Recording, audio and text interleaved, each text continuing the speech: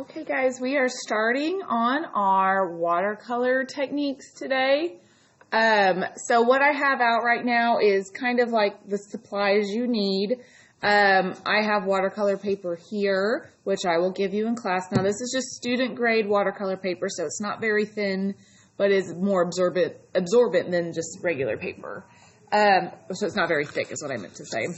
Better watercolor paper will be thicker and might have a little bit more of a texture on that just to kind of absorb it. If you kind of like think of like a paper towel, they have that kind of texture to sort of absorb the water.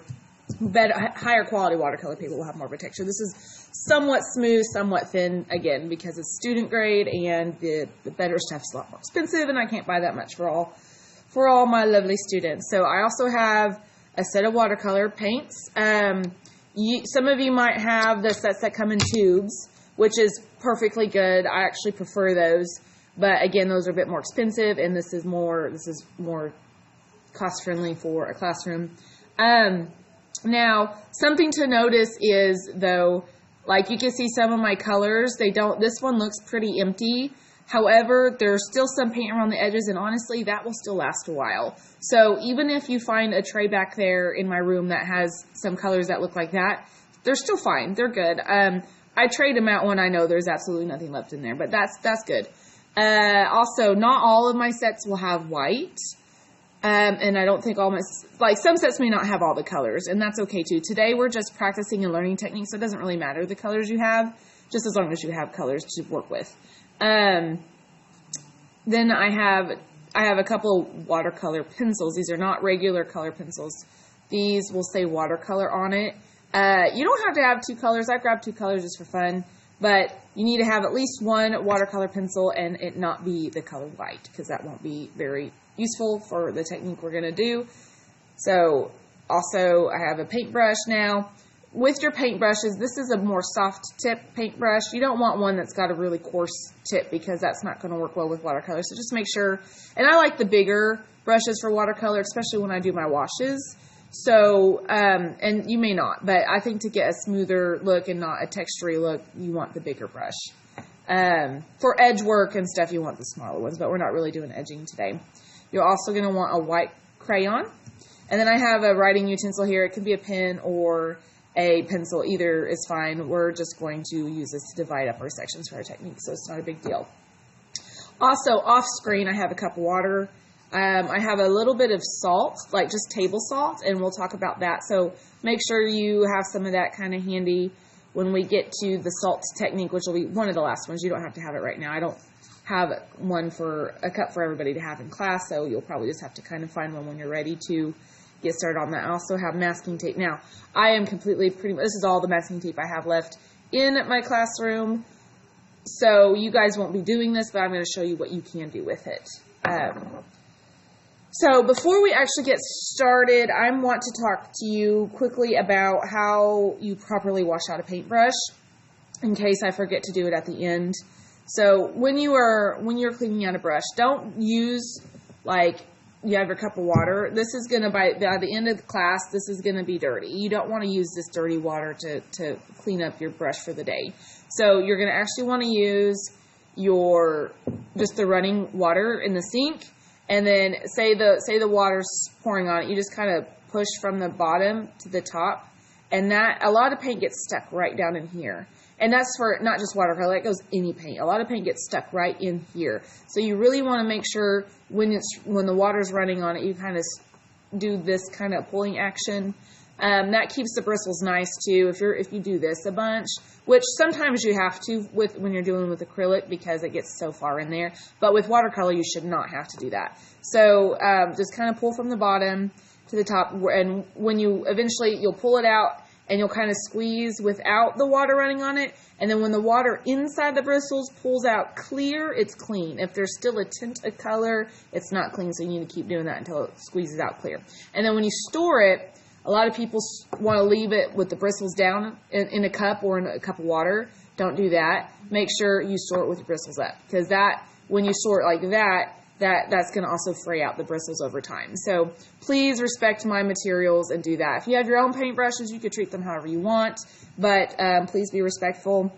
and your stuff and my stuff will last longer if you take care of them. All right. That being said, one more thing. If you cannot get your paintbrushes to clean out really good, sometimes those really dark colors are hard, like black, are a little bit harder to wash out. But there's this is paintbrush soap. I'm sure you guys have seen it over there by the sink. Each sink has one. You just kind of rub it in there, and then when you're using the soap, you'll kind of do like that to work it in, and you kind of squeeze out. Just make sure when you get done rinsing with the soap, it runs clear when you walk away. There shouldn't be any suds or paint still coming out. All right, so that being said, I'm going to kind of shift this over off screen so that I can pull my paper onto screen. All right, so here's my paper. All right, so I'm going to use my writing utensil, your pen or pencil. And again, this does not have to be pretty or straight. It just has to divide it up. So, and we're going to label too. Now, if you have a sketchbook that has watercolor paper in it or even the mixed media paper, that would probably be better than doing this loose paper because you can refer back to it. These will get lost over time if they're just floating around. But if it's in your sketchbook, then you'll be able to refer back to it when you need to. Okay, so again, not pretty, but that's okay. So I've divided my paper into 6 sections. I'm going to go ahead and label these sections for the techniques that we're going to be doing. This first one is our most basic one, which is flat wash. Okay. So please go ahead and label yours too. Again, it's going to help you to refer back to them and be like, oh, what technique could I do to do this look? You can kind of refer back to it, and maybe seeing the name and seeing the example that we're going to be doing will help you out. The next one is a graded wash. Then we will do a wet on wet technique. Okay, down here we will do a masking. Then we will do salt, and that's what we have the salt for. And then we will do watercolor pencils. Okay. All right, so those are the techniques we're going to talk about today. I'm going to go ahead and zoom in more to just my flat wash because that's where we're going to be starting. All right. So flat wash is when you just kind of want a solid block color. So again, I like using, like when I do this one and when I do this one, I really like to have a bigger brush. Okay. The bigger brush will just help smooth out your look. Now, not necessarily that your wash has to be smooth. Part of it is just the medium you're working with. It's going to the water's going to kind of do what it wants with the paint sometimes, but you could usually always fix that too. So anyways, when you have a tray like I do, you're going to have to wet your brush down to get the paint. If you have the tubes, you will want to have a palette or a paper plate or something that you can squeeze, and you just need a little bit. A little bit will go a long way, just a little dot, and then you'll use water on there to kind of get your paint. So anyways, that's how you would start that. So I'm going to grab, for my flat wash, I'm just going to grab a color out of my palette. Okay. And honestly, it took me a while for watercolor to click as a student. It's one of those, like, the darker you want the color, the less water you're going to have. The lighter you want that color, the more water you're going to have. So just kind of keep that in mind as we're working through this too.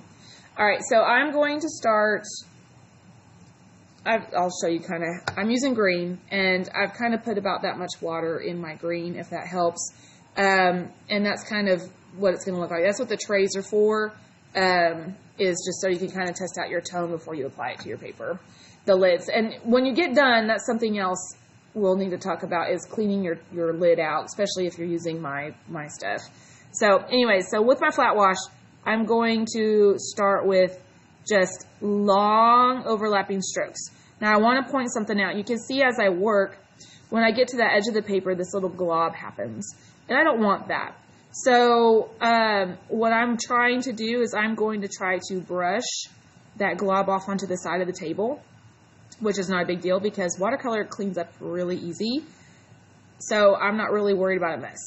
It wipes down really easy, and we're supposed to be wiping down our tables anyways, so not a problem. Now, as I go, again, I'm doing long overlapping strokes. I don't want to stop like right in the middle, because if I do, you can see where I get like a glob there. Again, the goal of the flat wash is just to kind of get a nice solid tone. So I'm going to try to work that back out.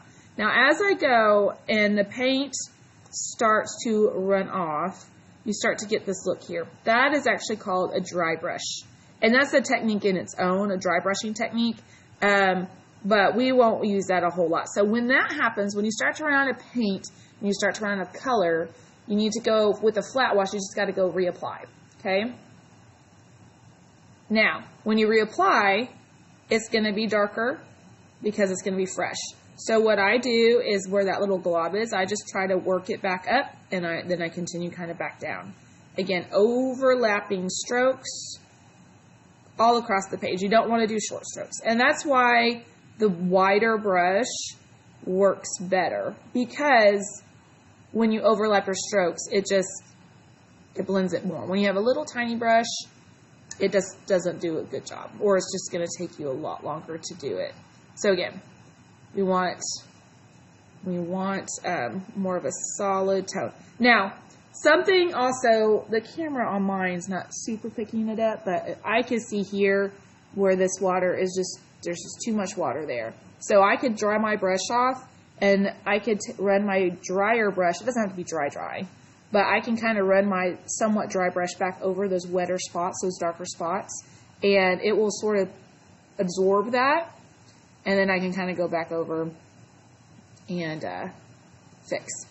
That one thing about watercolor is it's not as forgiving as, say, acrylic, because once acrylic dries, you can just paint right back on top of it. It doesn't matter what color. You can change the color.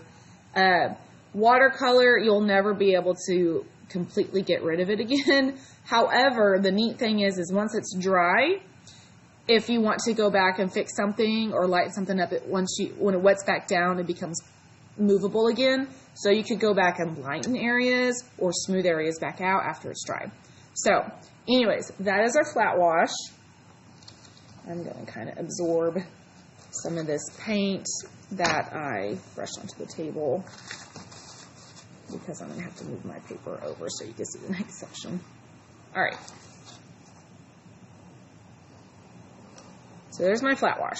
Again, just one solid tone. So since a flat wash is you want like one solid tone, a graded wash, if you remember in your vocabulary that you wrote down, there's the term gradation. Gradation is basically a fancy word for like colors that fade. Okay, you can have a color that fades to white or fades into another color. This is the technique we use for when we do shading, essentially, with watercolor, or blending your colors together. You're going to, just like in color pencil, when you took your color and you did it really heavy and then you let it fade to white, you would do the same thing.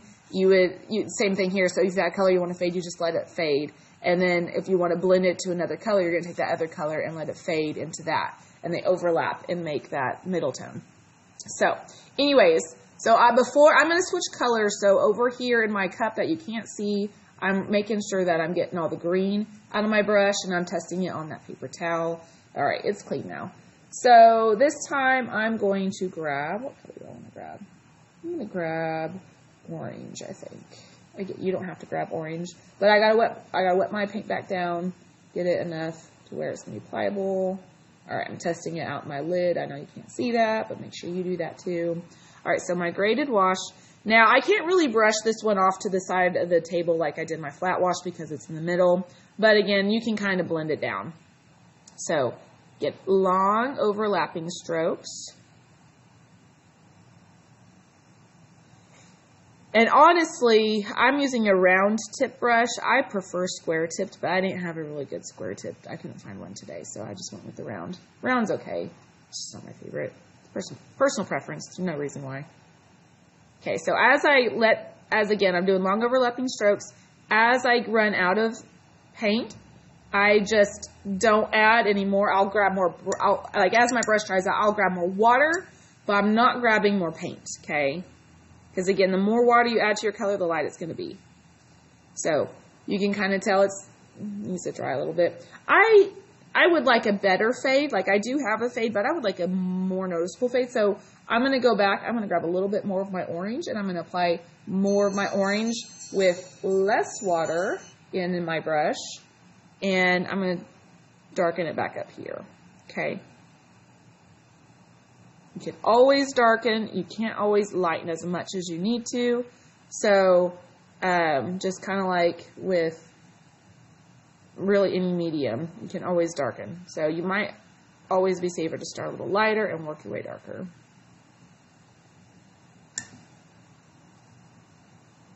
Remember, don't stop in the middle. Something else you kind of want to be careful of, I should have mentioned it during flat wash, but better late than never. When you don't do this back and forth, back and forth, back and forth, when like I don't think it's a good idea unless you have better quality paper, because this thinner stuff that I have here breaks down a lot easier. So when you have a much more friction on your paper, it's going to start to get little wads of paper on it. So I call those like paper boogers.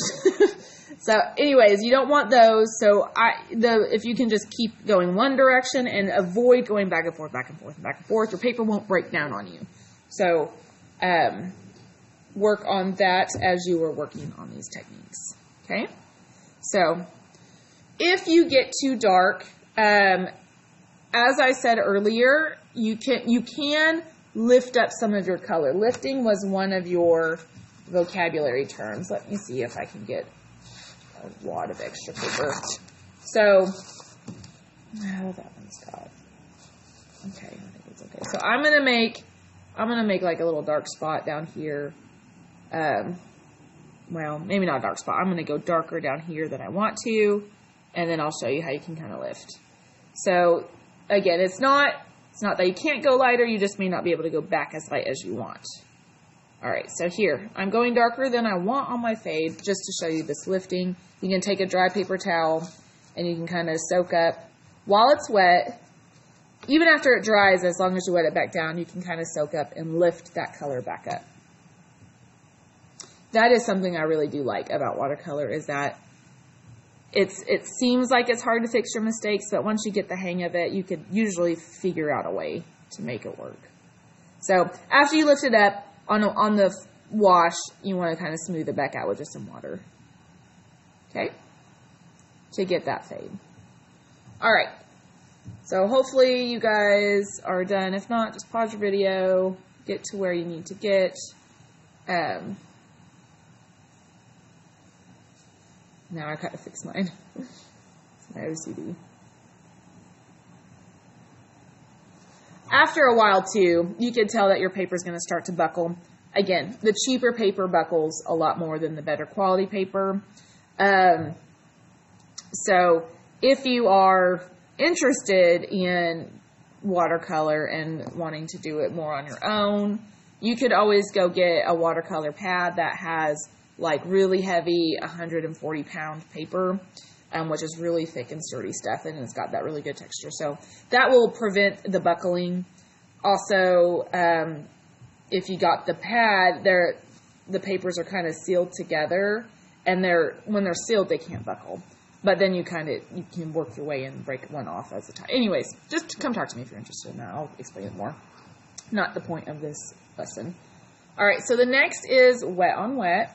Okay, so this one we've been doing, our two that we've been doing so far, has been a wet on dry technique because we're doing wet paint on dry paper.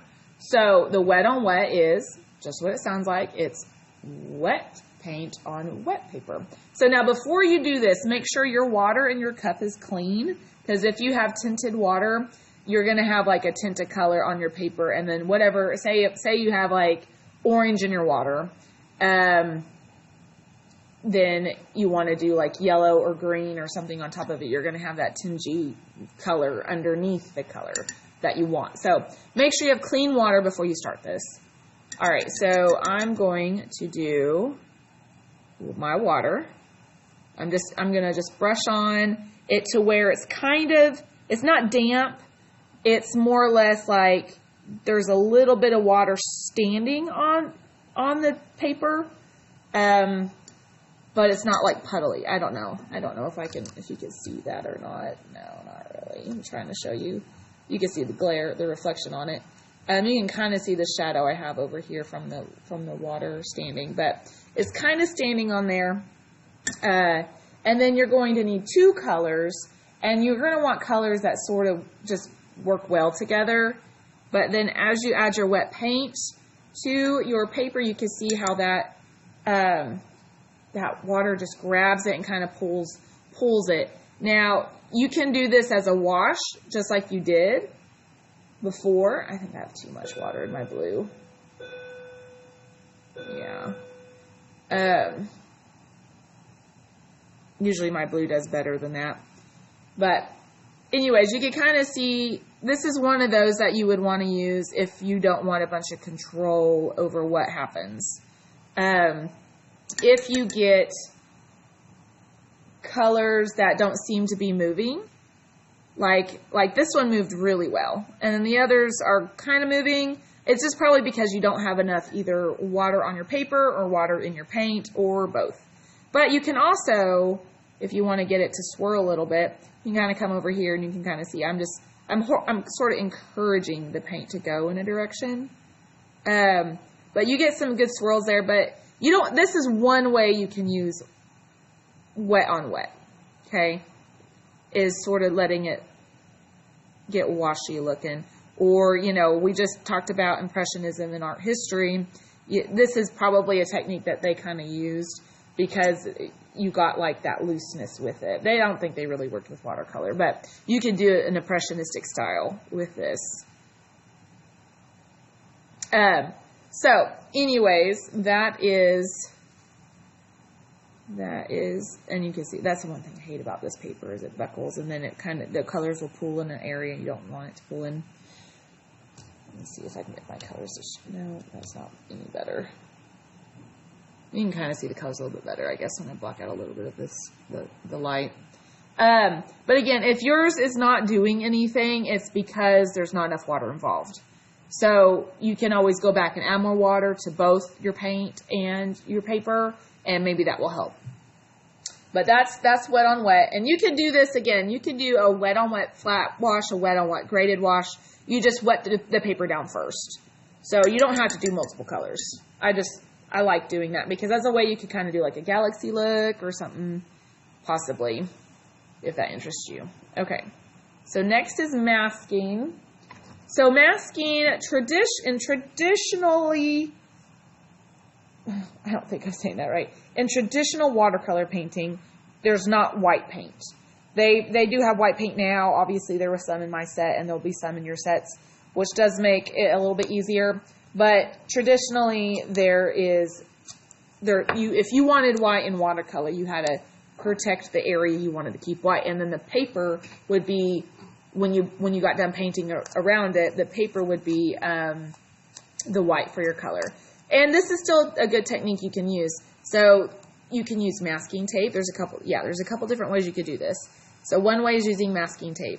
So what you want to make sure, again, you're not going to be able to do this one because I don't have enough masking tape anymore, but I'm just going to show you. Just make sure when you do it, you seal your edges down really good. You can also use the white crayon. That's what this is for. The wax in the crayon resists the water and the color. The trick, though, you do have to push down hard enough for it to be effective. So I'm just going to do a couple little lines. But they also sell masking fluid, which is basically like a liquid that you paint on, so you can get more accurate, So that being said, I'm not going to really do any particular technique. I'm just going to kind of paint over it just so you can kind of see. See, there's the crayon that I laid down. So that's called crayon resist when you do that with the crayon. And you could do that with a crayon resist would probably also work with tempera paint and India ink. It won't really work with acrylic. I don't think I've ever tried it with acrylic, but I don't really think it would work well with it just because it's a different type of base. So when your paint is wet, though, you don't want to take the tape off while it's wet. You want to let the paper dry before you take that off. So that's basically masking. You can, and I do like how it looks because it gives this kind of, the crayon gives it kind of a distressed look. So you could create some really cool looks with that. All right, moving on to salts. This one, if you don't, now's the time to go find your little cup of salt or table salt. That's all it is. It's just table salt. Please don't eat it. This stuff has been sitting out for a long time. A lot of fingers have been in these cups, so I would not just put any in your mouth because I know how kids can be. So anyways, with this one, I'm going to try to do probably a wet on wet again. Wouldn't hurt to show you guys. You don't have to do a wet on wet. You could do a different technique. You could do flat wash, graded wash, if you want. But the salt does work better if there's a little bit more water on the paper, I think. All right, I'm going to do black just because it's a really bold color, and I think you'll be able to see the salt work a little bit better on camera.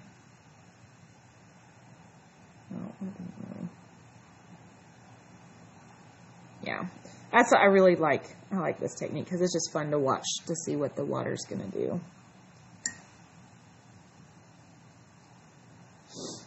All right, so I hope that's not too dark, actually. I'll try this.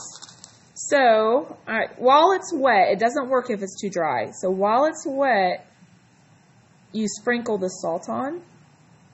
And as it dries, the salt, what it does is it absorbs the color and the water. And as it dries, it will kind of make like a starbursty effect. You can see as I sprinkled it on that some of the salt started to already pull in some of that color. But again, you want to let that sit there, and you don't want to, some salt will absorb completely and disappear, and some will still be on by the next day even, or when it's dry. And then once it's dry, you can kind of just rub off the extra. So anyways, I'm going to let that kind of sit there while we talk about, you can kind of see, I don't know if the camera's going to pick it up, but you can kind of see this. There's these little starbursty things starting to happen right here. And some colors do it better than others, I won't lie. Like, I feel like the darker colors will be more noticeable than the lighter colors. So that's probably just a contrast thing. Okay. So, again, while that dries, and again, if it's not wet enough, it's not going to work. So watercolor pencils. I have some of these in my room. These I honestly probably only discovered about 5 years ago. I wish I discovered these earlier in life because this would have made my life a lot easier. Now, in our assignment project that we're going to do, you can't just do the full thing with these because I feel like that's cheating. It's not really using watercolor. But these will come in handy when you get into like little tiny details or edge work.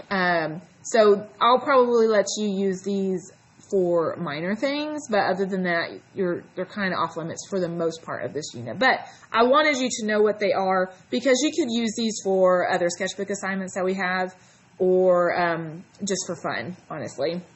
So you will start with them dry. Don't put them. I've had some people put them inside the cup of water and then try to apply them while they're wet. These are not replacement paintbrushes. Okay. I feel like I need to get this to focus a bit better. Okay. So anyways, you start by doing it just like color pencil. Okay.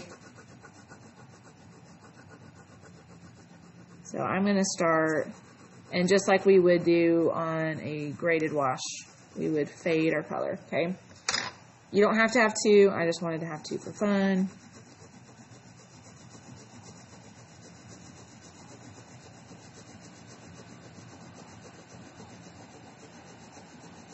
So these are really neat because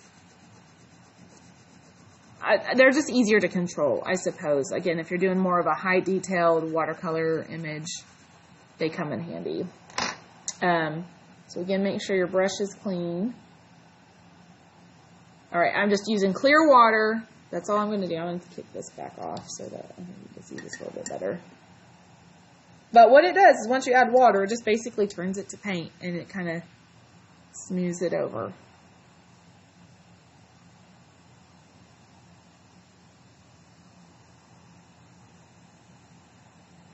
So yes, this makes watercolor a lot easier, but again, oh, I should have wiped my brush off. That's okay. That's pretty. I'll take it. You get the point though. That's what a watercolor pencil does.